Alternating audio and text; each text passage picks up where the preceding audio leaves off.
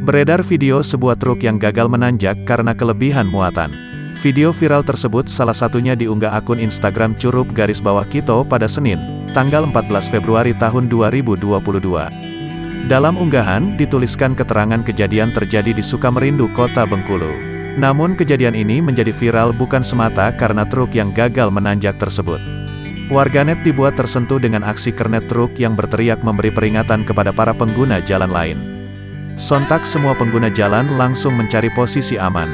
Tampak beberapa orang yang terekam merapat di tepi jalan demi menghindari hal yang tidak diinginkan. Insiden ini seketika membuat warganet beramai-ramai meninggalkan komentar. Kebanyakan dari mereka memuji aksi sang kernet yang sigap memberi peringatan agar tidak terjadi hal yang merugikan seperti kecelakaan lalu lintas.